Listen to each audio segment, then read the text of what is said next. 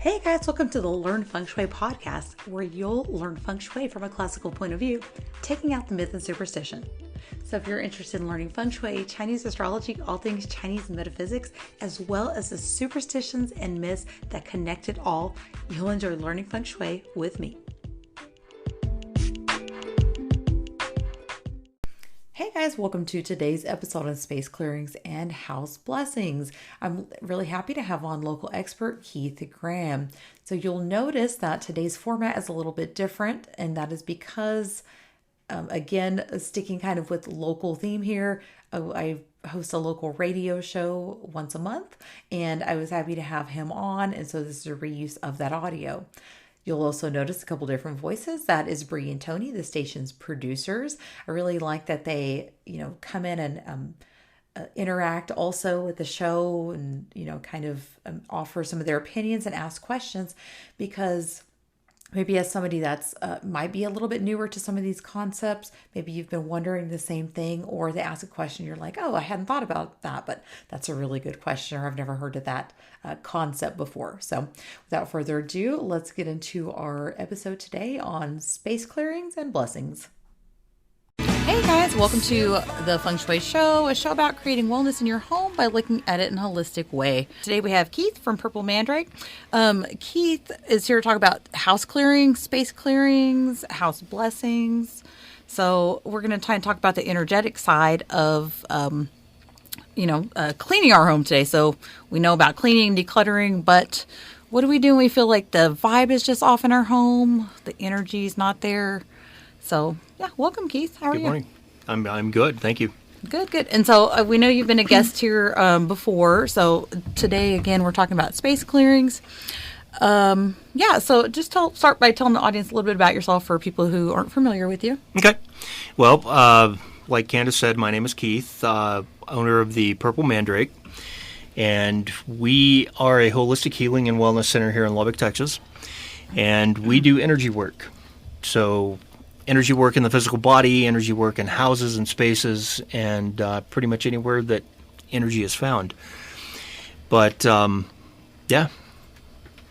So when we talk about doing a space blessing or a space clearing, again, what are some of the signs people feel if something might be off in their home? What are some of those clues that you might need to do a space clearing or a space cleansing?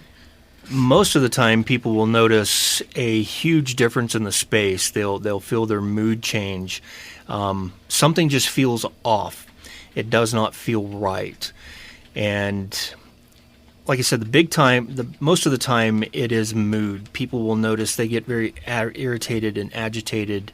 Emotions tend to rise when they go into a space that the energy is off in. And among that, you can also see physical signs. People will be lethargic. They may have sleep problems. And it could also present itself physically in the body. Do you feel like people notice this all of a sudden, or is it something that kind of builds up over time? It can be a sudden change, but most of the time it's something that builds up over time. Just kind of builds up? It does. Okay.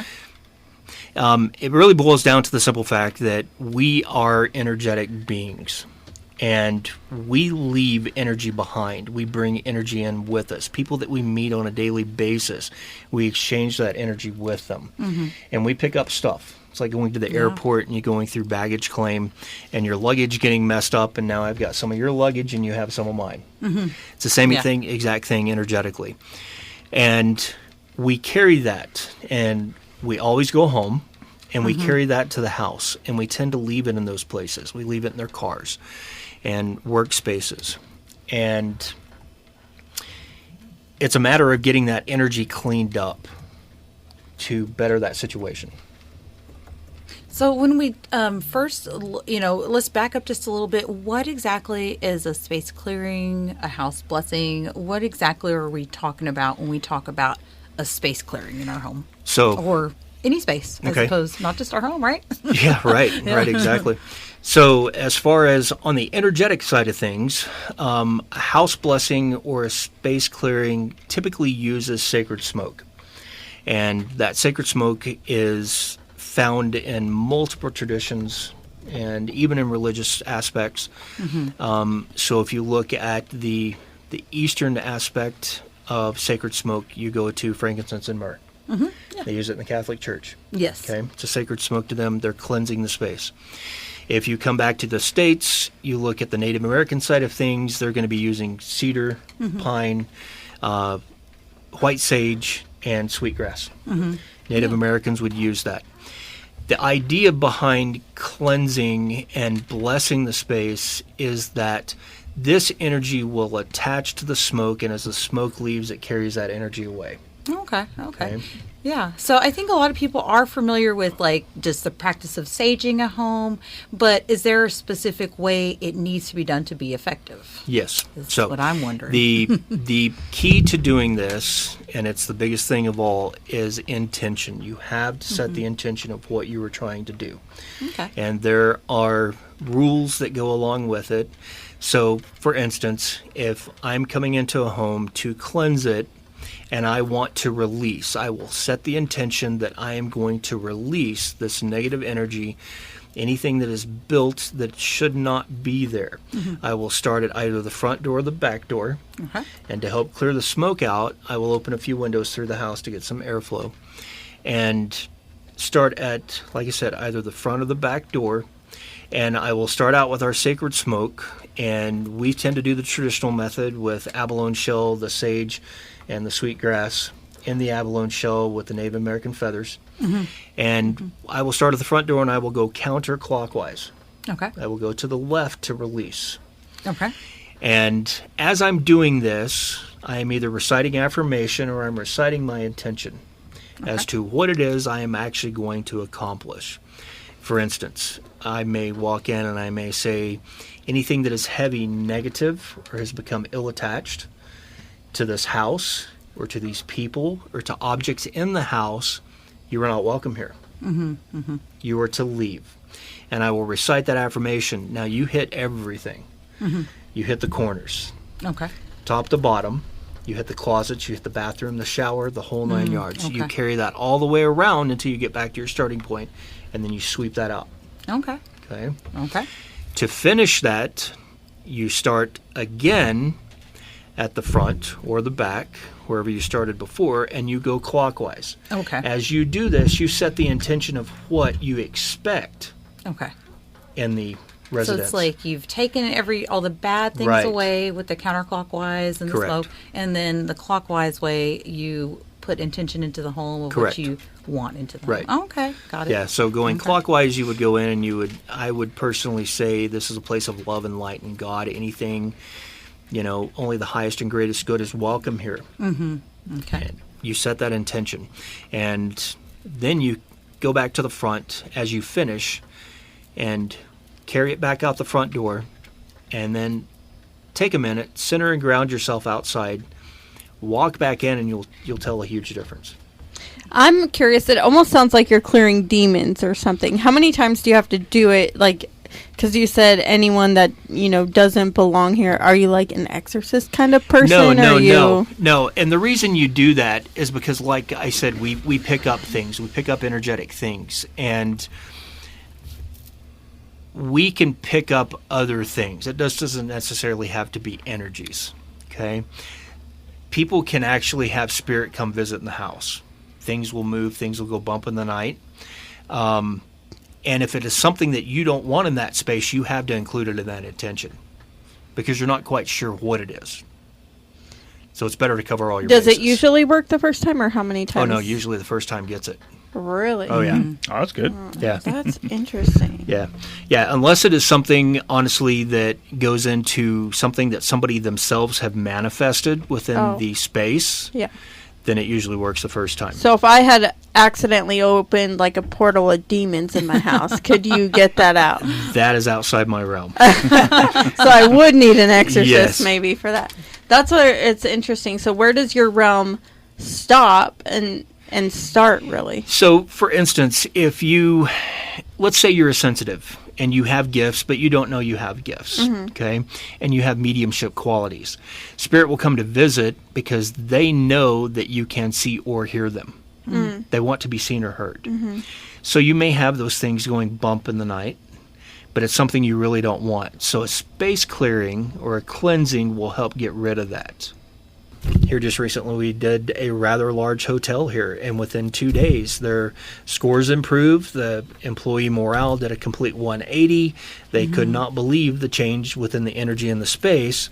The clients that were staying there, as well as just the overall feel of the place. I can imagine a hotel would probably pick up a lot of energy because People coming in and out. Yeah, you can't really control or contain, it just probably needs to be done, on a regular basis, I would think in that case. Would. So, I think it's really neat that businesses also want to apply, different energies and stuff like that to their business. So, how do you make the distinction between, I guess for how we said earlier that it usually works the first time? Is there something that maybe when you walk through and see something like, I don't know, I'm just throwing it out here, like a amulet they got from Africa when they went? Things can be tied to objects. That's what I'm saying. So, have you ever had an instance to where, hey, I've done it, it's, I don't know, I guess too powerful, or this is just like when you just talk about negative space, and it doesn't have to be demons, I'm saying, but just negative energy, I guess, if you will, to where, are you telling them, hey, like, it's probably just better to get this out of the house permanently? Right. We have had that. Oh, you have had that? Yes. Okay. Yeah. So that begs to the question, do you get rid of the object and you get rid of it, or do you have to put it in a case like Annabelle the doll and contain it? No. Or is there some way to cleanse also the object? No, typically if you cleanse it and you bless it, you can use holy water in those situations, but it's something that you would definitely want to get out of the house. Okay, gotcha. So kind of going back, I think, I know you talked about the sacred smoke, and what are some other tools that you tend to use when you kind of go in and do the space clearing? So one of the big things that we use is sound. Frequency tends to break up negative energy. Okay. And that's what we actually clean our business with. We use sacred smoke and we use sound. And the sound can be in the form of high-pitched bells. We personally use sacred geometry, which is a crystal dodecahedron that emits a very high frequency, very high sound, and we will cleanse ourselves, we will cleanse other people, we will cleanse spaces with that, along with that sacred smoke. But frequency tends to be, along with the smoke and affirmation or intention, the best thing to utilize. I'll raise that vibration, if you will. It raises the vibe, yeah. It's a huge boost in the vibe in the house. It's amazing what frequency will do. Yeah, I'm going to come back to that in just a minute. I think that's I wanted to ask very real quick, interesting. kind of going back to the amount of time when you're talking about, people, whether it's traveling or they have family or friends visiting, and or just stuff from work. If they're bringing that home constantly, I understand that you're actually doing the house, but going to the instance that maybe they continue to bring it in, what sort of, is this more like, I don't know, an annual thing to where, or unless the customer is experiencing something that you want to maybe put on something like an annual thing? I mean, you can do it annually. We cleanse our space. We clean it every day to every other day. Oh, wow. Really? That often? Okay. Yeah. Can't just tell them, hey, whatever y'all doing on the outside, just stop doing that. Yeah. Yeah. But as far as like a home, every 2 weeks, every month, okay. You'll be able to tell. You can feel a noticeable shift and a difference from when it is done to when it needs to be done agaagain. Okay. It feels a little heavier. It's kind of, to me, I kind of liken it to walking into a room after an argument and you can just feel like that tense. You see the couple with their backs to each other or whatever. That's the tension with the knife? Yeah, exactly. Knife. So, yeah. Same type of thing. So, is there a good time to do it if you're going to do it yourself? Say you just want to burn some sage, you're going to sage your house yourself. Is there a certain time of the month that's more powerful? I know they talk about full moons and all that kind of stuff. Really, anytime. If it needs to be done, it needs to be done. Yeah, you can do it. You can do it on full moons. You can do it on new moons. But anytime. Okay. Anytime is going to be the best. Nice. Kind of going back to what Bree was saying about, how do you know it's out of your realm? That's one of the reasons I had you on. So I myself don't do, I do feng shui, but that doesn't make me any sort of I don't have any sort of expertise Yeah. in, other than just burning some sage. I don't, know about the tones. I don't know about the frequencies and all that to probably more effectively get it done. And so, when should we call a professional? When would be a good time if you feel like you need some help? And when would you refer it out? I mean, I would refer it out when it is something outside my wheelhouse, because we do that. We have others that we work with here in town that we will refer out to in those situations. Oh, right here in Lubbock, huh? Yeah, Nice. Okay. yeah. Nice. Yeah, we're hidden. But as far as when and how, you kind of know. Once you have gone down this path, you tend to become sensitive to those things. And you become sensitive to the energies, and you become sensitive to that. That's where the word empathic comes from. Like you said, walking into feeling that where there was a fight that took place, you can feel that heavy energy. And when we get into a house, we can walk in and we will be able to tell. This is just stagnant energy, like you within the feng shui. Things need to be moved. Yeah. You need to create a path and a flow. Or there's been a whole lot that's happened here, and we need to do a deep clean. Yeah. Okay. Yeah. But we were able to tell, and we tend to be able to walk by items or walk in places and be able to tell something has been doing something here that, or somebody has been doing something here that maybe they shouldn't have been doing. Gotcha. Maybe something's been opened or... Right. Yeah. Okay. Right. Gotcha. And they've been doing things that they shouldn't be. Or have you brought any objects in here recently, or have you been gifted anything? Because we do leave that energy behind. It's another example I like to use is, thermal imaging. You can walk over with a thermal image camera and place your hand on the table, take my hand away from the table, and you can see the heat left behind. That is energy. Yes. And it's no different than any other thing. We can leave energy behind on objects. And you go to a thrift sale, a yard sale, and you buy something. Could have been to that person near and dear, and it has a lot of their energy in it. Yeah. And depending on how that person was in life, now you've brought that into your home. Yeah. Yeah, I completely agree that objects can hold energy. I know that's one of the things with feng shui. There's certain things we would look for if you're experiencing energy. Again, I would probably suggest more along the lines of getting rid of things rather than me, myself, going in and doing a clearing, which, again, I don't generally do. Maybe you should burn it, because if it goes in the trash and someone else picks it up, now they have the problem. Well, this is true. That too, yeah. I know I do hear there's different techniques for cleansing objects. Is that correct? Fire and salt, and I think water is another one that I've at least seen on TV. Yes, yes. Yeah, there's different ways. So you can use water. You can, like we talked about, you can use smoke. Fire I wouldn't do, because you're going to burn it. If that's something that you definitely want to keep. But water is the other one. Water is very cleansing. The only difference with water is today, after water has gone over 300 foot through copper pipe, it becomes energetically dead. Okay, gotcha. It doesn't do anything. Gotcha. So in that case, you would actually want to structure your water prior to use it in a cleansing, or you could do water that has been blessed, holy water, something like that, to actually cleanse that item. One of the things that we carry at the shop that we recommend to people is Florida water. And Florida water is very cleansing, and we have different scents that for rose and ylang ylang and patchouli and sage and that kind of stuff that you can use. It carries all those essential oils with it. Okay.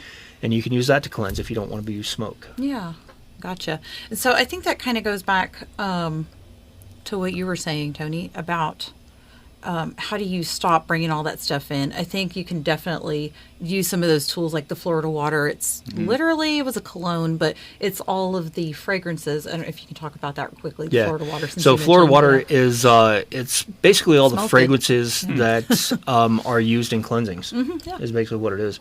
It's an alcohol base with distilled water, and that alcohol is basically an emulsifier to break those essential oils down. And that will be used to cleanse the space. Yeah. But depending on which Florida water it is, like I said, you'll have ylang ylang, which is great for uplifting the mood. Depression and anxiety, if you're experiencing any of that in the space, you can use that. The Palo Santo and the sage. Palo Santo, South American, sacred.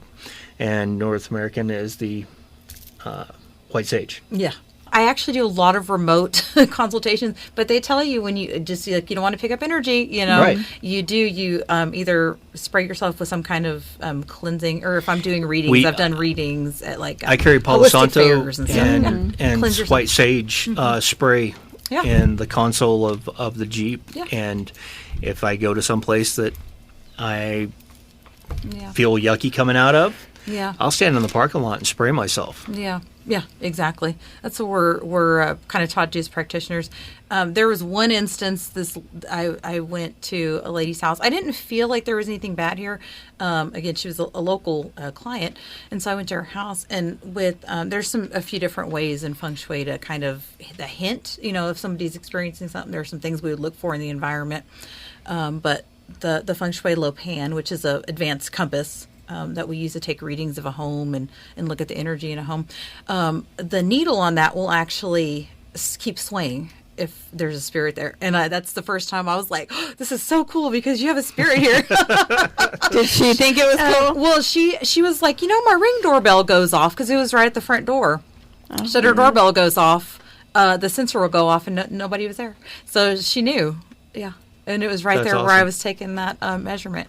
So that's the only time I've experienced it. But I did make sure to, don't come home with me, Yeah, I was going to ask, well, I guess you both that. How do you make sure after you've done a house, nothing comes home with you? Do you, get in your car and, cleanse yourself, or what do you do? Yeah, we do that before we leave. Oh, really? Yeah. Oh, okay. We're taught to stomp our feet and then maybe some sort of saging or spraying. Or alternatively, I know I've done days where I've done, because I do also card readings, so I've gone and done that, for an afternoon or whatever, and you just feel wiped out, and so I'm taking a salt bath or, the salt cleansing. Salt is, Himalayan salt is very cleansing energetically. Yeah.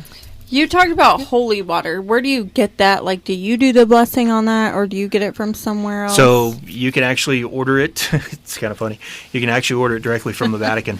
Oh, really? Or you can go to local Catholic church here, and any of those, they can make holy water for you. They usually have a urn out front of holy water. Yeah, I think I've seen that before. Mm-hmm. That's interesting. So then you just sprinkle it in your house and... Or you can come get it from me. I sell it. Yeah, there you go. Really? Yeah. I might be mistaken to Catholic church, because I'm not Catholic, but don't Catholic churches generally, they will...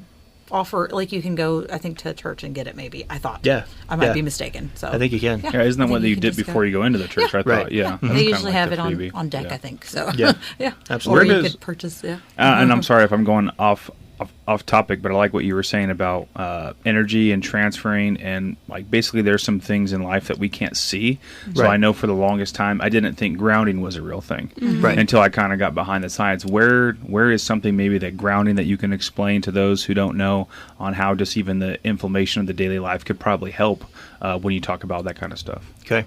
Yeah, so the big thing with grounding, it's also... It's hard here, right? Because, you guys don't have... Well, no, I mean, you can do it here. Yeah. Yeah, the big thing is to lose your shoes and get your feet in the dirt. Yeah. in the backyard. Is the big thing, and get your feet dirty. Go stand in the grass, go stand in the dirt, go take a walk barefoot. And what it basically boils down to is a scientific aspect of it, of the earth releasing electrons that our bodies pick up and utilize. It basically boils down to the simple fact that we are 70% water for a reason. Okay? Water is the best conductor of energy, sound. That's why they use it as sonar. And the whole grounding aspect is to get back out into nature, connect with the earth, and feel more centered and grounded and present in the moment, in your body. Because we weren't meant to have shoes on all the time. Correct. And then go straight from shoes to concrete and carpet. Yeah. Even Native American and South American Indians all wore leather. It was all natural material on the bottom of their feet, when they did wear some type of sandal or a shoe. Yeah. And so that allowed that grounding aspect. So they were always grounded. whenever it kind of clicks in my brain, I do try to take off my shoes. Well, they've got there's a company called Earthing that will create they've made the sheets, mats, pillowcases, everything. Oh, really? Yeah, you can plug directly into your wall. Test with a GFI tester, your wiring in the house, make sure it's grounded properly, and plug them into the wall, and you're grounded when you sleep. Oh, wow. There's also a company named Earth Runners that is making sandals that has a steel mesh through the braids over your feet that goes down through the sole into copper. Wow. And so as you walk with these sandals or run, you're grounded. That's pretty cool. Okay. I like that there's becoming more options. Yeah. So since it's October, I want to come in and, I thought this would be a good opportunity because I like spooky things, like weird things. And so I think it would be a loss if we didn't talk about, anything spooky. So have you ever went in a space and you're like, it is off here, or I'm unqualified, or it's just something scary that's been here? Yes. Yeah. Yeah. Several times. And doing this for a while, you're able to tell. Yeah. This is something I can handle, or this is something I cannot handle, and when to pass the ball. But yeah, there have been things, and it is typically stuff moving. You will see shadows, you will see things, you will feel things, and it is tangible. And not so much to the point of stuff flying across the room and being thrown at you. Yeah. But yeah, we have seen the shadows. We have felt other presences within the space. And if it's something we feel like we can tackle it, we will. Otherwise, we'll call in somebody who is more versed in something like that. And the reason I say that is my wife and I, we work on the side of light, okay? And for somebody to be able to take care of something like that is outside of our scope, they need to be able to work with the light and the dark. Okay. So now we're talking shamanism. Okay. So we go into the Native American side of things, or the South American practices, where they can address both sides of it. Where my wife and I consider ourselves light workers, we don't delve into anything like that. Yeah. Does energy ever just dissipate sometimes? When I moved to my house, it only had one previous owner, was a new build before that. We used to hear the lights upstairs being turned on and off. Like you could hear the light switch flick on and off. Right. The light would be on when we left it off and whatnot. And then we used to hear footsteps upstairs. It kind of just disappeared. I told the kids, just don't worry about it. It kind of just disappeared. So, why does that happen sometimes? That sounds like something that was residual. Yeah. So did the previous owner, did they pass? They didn't pass, okay. No. So yeah, probably something come in or was brought in. They carried something in. But no, that's definitely something that is residual. It was in pre-foreclosure, and it was trashed.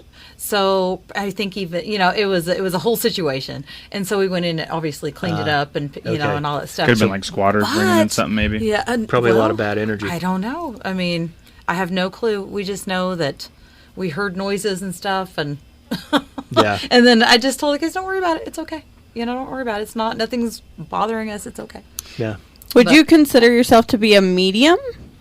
No. Me personally, I do not have mediumship capabilities. I'm very sensitive to energies. One of my gifts they actually call psychometry. So it's being able to pick up objects or touch things and feeling the energy, but seeing the people that had it and feeling what went on with it. It's almost, in a sense, kind of a remote viewing.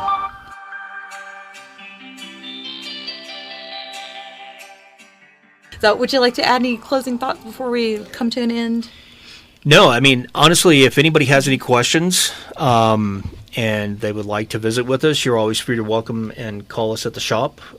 We carry everything from Tibetan to Native American to South American to what we're all familiar with, frankincense and myrrh. We carry all those items, the sages, the smudges, the sweetgrass. We have everything that you could possibly need to energetically cleanse the house. We have all the crystals, and my wife and I, we love to help. We love to answer questions. We love to pass on the knowledge that we have gained to be able to help you.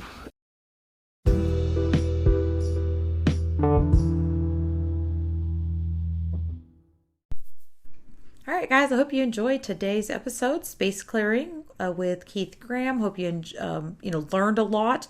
I know that I learned about the way we do it, right? So I might have to modify the way I do mine a little bit. I do burn sage, but maybe I'll have to do it in a clockwise manner, right? So there's some things that I picked up that I thought, okay, I'll definitely implement that when I burn sage or do a little clearing in my own home.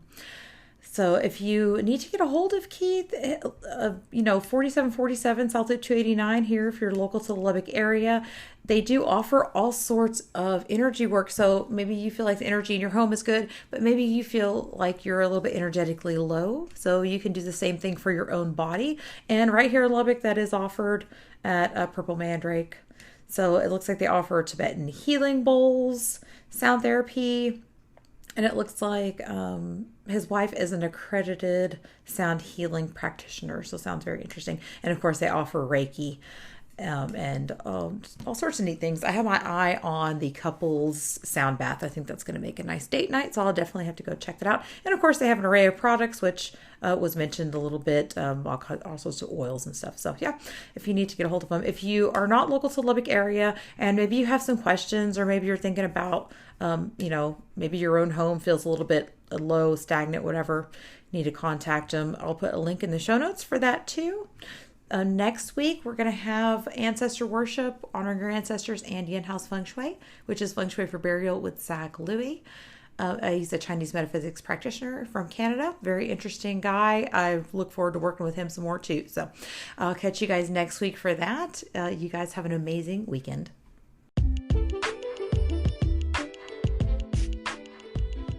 For a free energy mapping of your floor plan, please check the link in the show notes. To support today's podcast, go to learnfengshui.com, sign up for emails, leave a review, and share with your family and friends.